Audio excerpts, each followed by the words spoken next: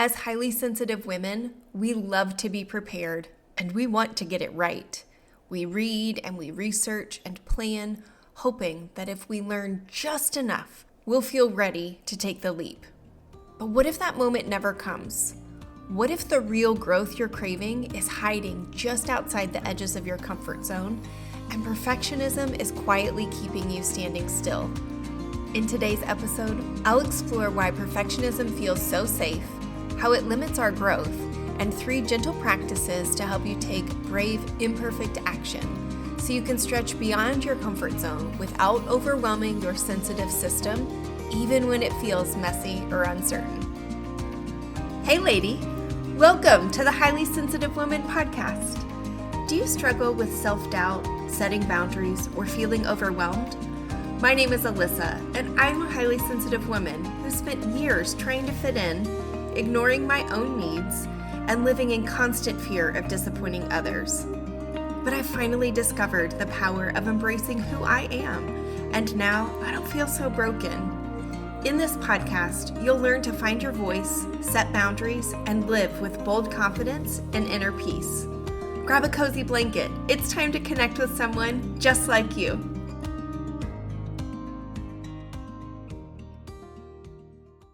It is episode 24 of The Highly Sensitive Woman, and I am just thrilled that you are here. Whether it's your first episode or you have listened to every single one of them, I'm just glad that the information is resonating with you. And I also want to have a very candid conversation about how easy it is to get caught up in the consumption of information. You know, we want to get it right. We want to make the right move at the right time in the right way. So we prepare and we research and we study. And honestly, I do kind of love that about this. I love the depth that we have, the intentionality, the genuine desire to grow and do things well. And what I know from personal experience is that is a very good way to stay stuck in the same patterns. So I want to ask you this today. What actions are you taking? What risks are you stepping into? How are you stretching even one toe beyond the boundaries of your comfort zone? And if you aren't taking action, let's be curious about why. That's what today's episode is all about. It is letting go of that belief that we have to be perfect in order to move forward, and just really learning how to stretch gently into that growth, even when it feels so scary and messy and uncertain. Because so often we believe that perfectionism is about being the best, and it is not. It is about protection. We are so deeply attuned to how others perceive us, and we feel everything. We feel the criticism, we feel the judgment. We can kind of pick up when there's disappointment, even when it is unspoken. And so it makes total sense that we would try to get ahead of it and to plan everything out and, make that perfect move, say the perfect thing, anticipate every possible outcome, because then maybe we won't have to experience that sting of getting it wrong. But over time, that strategy shifts from being a strategy and it starts becoming a cage. And we convince ourselves that we're being productive because we're learning and we're reading and we're preparing and we're researching and we're doing all of those things.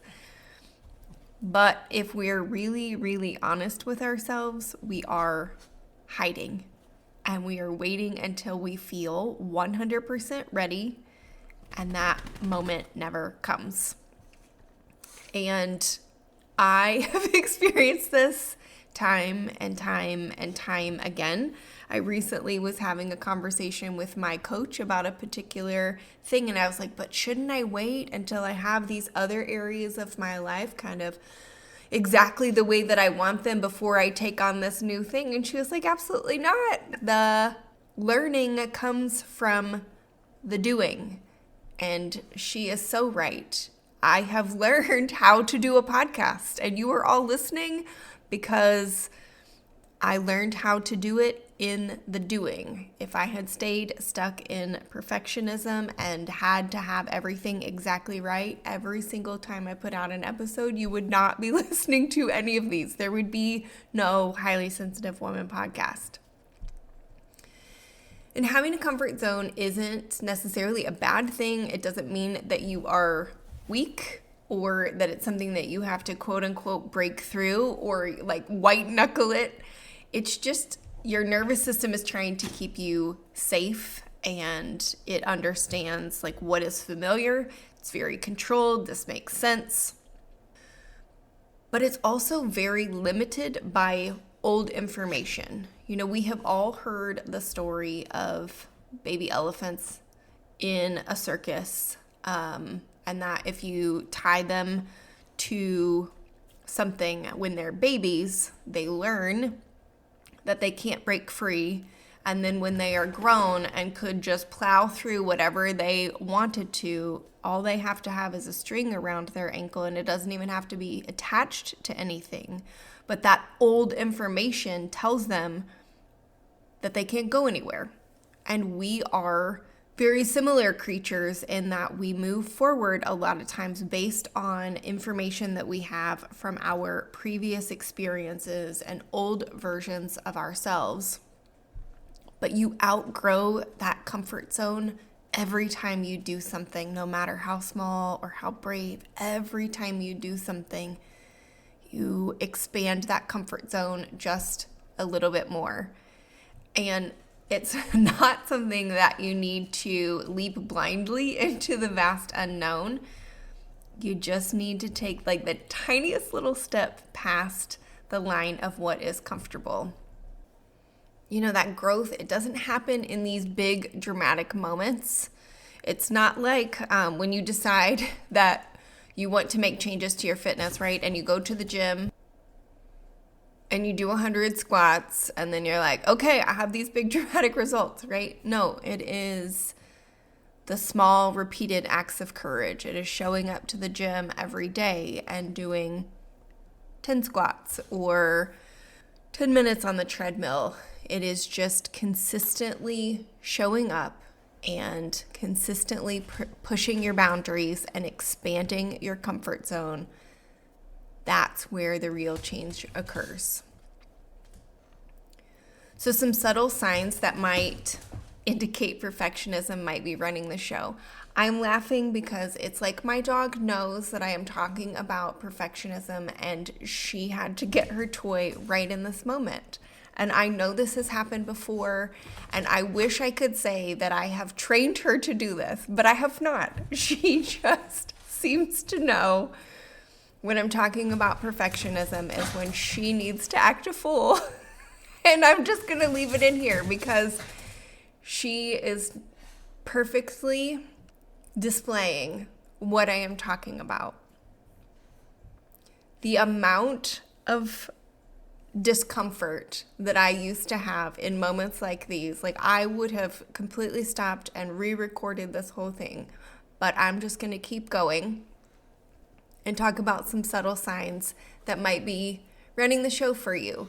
So maybe it's like I've mentioned, you delay starting something until it feels, quote, just right. And there is never, ever a just right.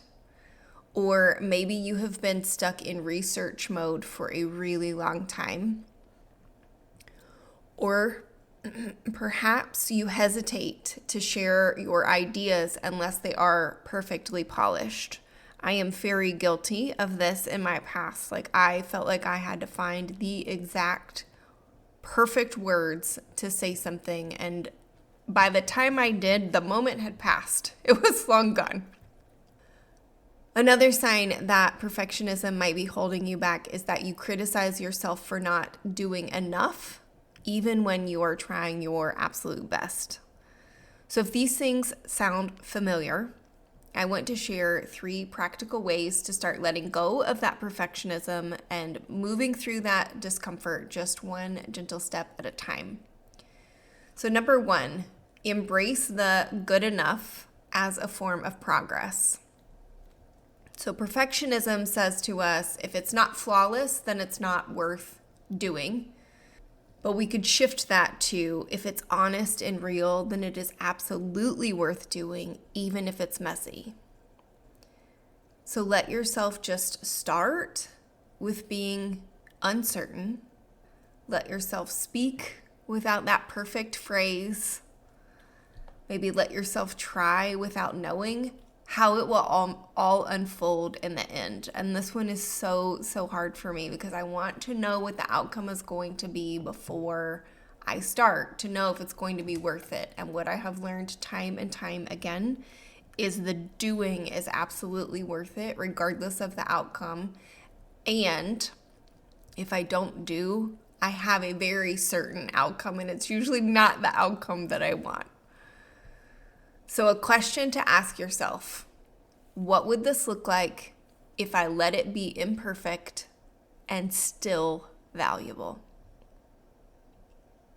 Number 2, practice tiny acts of bravery. So the big leaps are really overwhelming for our sensitive systems, but the small acts of bravery, they build confidence over time and they feel doable. So one small thing that you could do maybe is send an email that you have been trying to craft over and over again. Or if you are in a meeting and you're used to kind of holding your ideas in for fear that it's not going to land well or that people will think they're silly, speak up in that meeting. Or if maybe social media feels a little bit scary to you and you've been hesitating, but you really want to share something or you want to comment on someone else's post, share whatever it is that you have been holding back or comment on someone else's post. The thing is to take tiny steps that feel doable. And this is not to prove yourself in some way to other people. It is to reclaim who you are at your core. Because each time that you are acting in alignment with who you are and you are saying the thing and you are sending the email and you are commenting and sharing what it is that you feel inside of you, even if your hands are shaking and you can, as I always describe it when I am feeling this way, I can feel the chemicals moving through my body. Like that's how sensitive my system is. I can feel the chemicals moving through my body. And even when that is happening and you do whatever it is that feels in alignment with you, you expand your capacity to handle whatever comes next. Tip number 3 is regulating your nervous system as you stretch. This is really important. You do not have to be fearless, but it is critical that you are supporting your body through the fear and through that anxiety. We have mentioned in previous episodes doing breath work and grounding and movement, all things that you can do to calm your system while you are taking action. And if you want some tips and you need some tools to help with this, you can go back and you can listen to episode 3 and 14 and 23 for some ideas. I will link them in the show notes for you because I cannot emphasize this enough. Taking care of your body as it is adjusting to this new sort of unknown territory is critical to being able to continue to grow and expand those boundaries. And you can speak to the fear. This feels scary, and I can still move forward. Discomfort is not danger. It is a sign that I am growing. And you can repeat these things to yourself in those moments to help calm your nervous system. Because you are allowed to take care of yourself and stretch at the same time. So I want to leave you with a few questions to sit with. Maybe you can just think about them, or perhaps you want to journal. But here are some things to really ponder.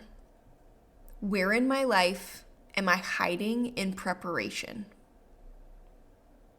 What is one small, imperfect step that I have been afraid to take? If I trusted that growth could be messy and beautiful, what would I try? You don't have to throw yourself in the deep end, but you do have to get in the water. You can't think your way to a bolder life. And boy, do I wish you could, because if I had, I would have lived a bolder life in my early 20s, all of the thinking that I was doing.